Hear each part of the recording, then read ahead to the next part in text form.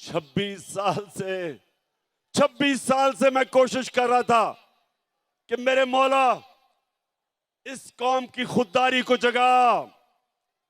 ये वो कौम थी जिसका नजरियाती लीडर इलामा इकबाल था, और इलामा इकबाल ने सारी उनकी शायरी एक ही चीज के लिए थी कि जो गुलाम मुसलमान कौम थी उनको जगाने की कोशिश की।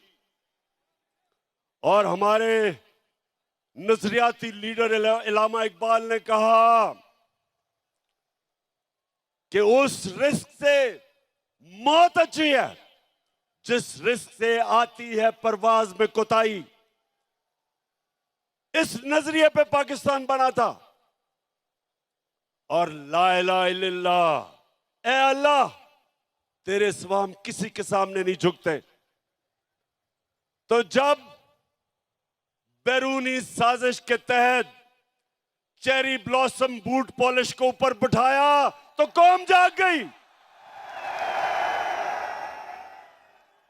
और आज मैं देख रहा हूं कि पाकिस्तान को एक कौम बनते हुए, ये बड़ा करम है अल्लाह का।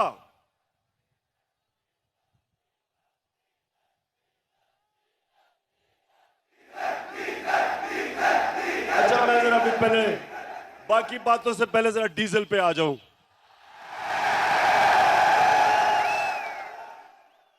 अच्छा जरा सुने, फजलुर रहमान भी अब उसकी भी जमात इन सारे चोरों के पलंदे में ये सारे इक्तदार में आ गए हैं, बंदर बांट हो रही है। अब ये मैंने सोचा कि फजलुर रहमान तो बड़ा दीनी आदमी है, तो वो आके कोई तालीम की, एजुकेशन की मिनिस्ट्री संभालेगा। उसने एजुकेशन की मिनिस्ट्री नहीं संभाली, उसने कम्युनिकेशन की मिनिस्ट्री संभाली है, जिसके अंदर एनएच है, जिसमें सड़कें बनेगी और जिसमें पैसा बनेगा।